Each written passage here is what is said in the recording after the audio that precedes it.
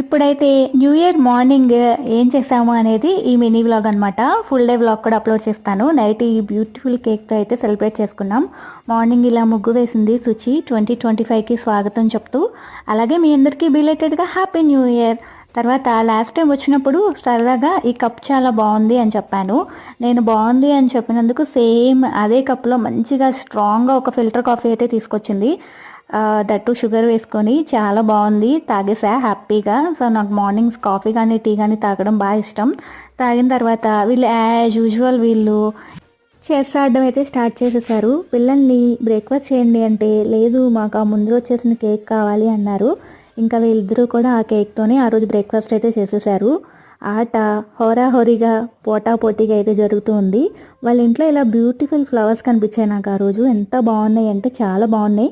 నాకు విషయం చెప్పండి, ఇంతకీ మీరు కాఫీ పర్సనా టీ పర్సనా? Comment section